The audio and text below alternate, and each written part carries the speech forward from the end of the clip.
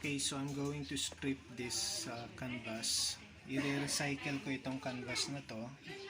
So, ito experimental na naman tong gagawin ko. So, ito yung previous paintings na ginawa ko. So, I need some sort of canvas kasi walang ganitong size sa store ngayon. So, let me try. Okay. So, the first thing na gagawin ko is I'm going to have here paint thinner. Tatry ko ang paint thinner. Okay. And then I have here meron akong basahan. Okay. So let's see. So ito ngayon ay meron ng paint thinner to. So i-try ko lang siyang i-smudge dito. Ipunas-punas dito. So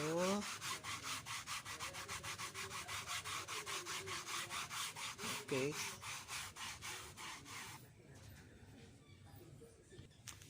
Ayan, so dito sa part na to, medyo natatanggal na.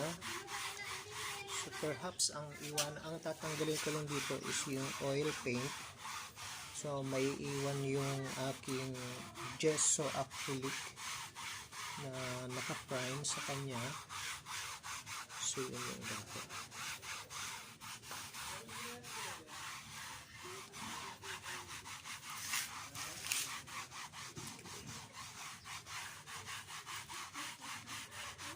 Ayan, natatanggal na ito. Okay, mamaya try kong gamitan to ng sandpaper. Masisira ng picture.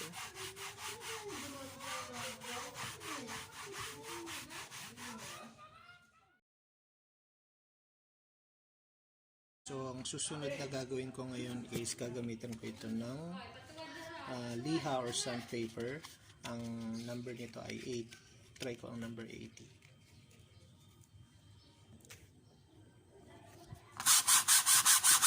So, okay naman siya ngayon.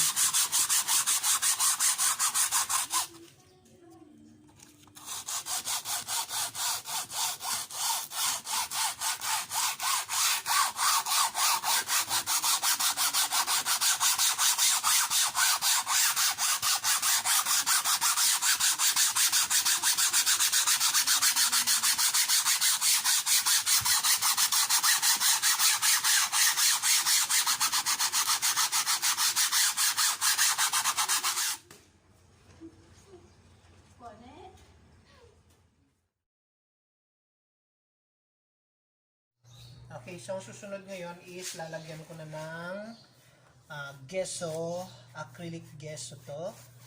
Acrylic gesso. So, yan. So, after kong mapinturahan to na acrylic gesso tong buo, papatuyuin ko muna to. So, sa una, manipis lang muna yung application ng acrylic gesso.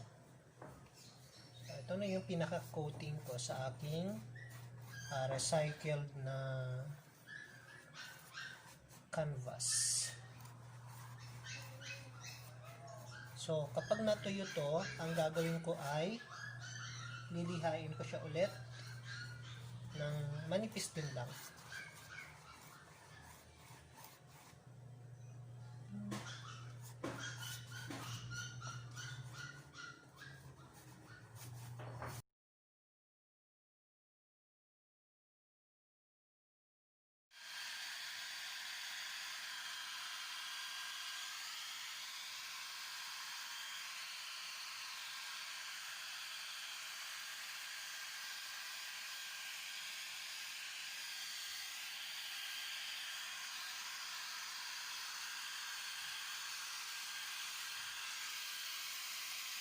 Okay, so ito na yung recycled. Okay.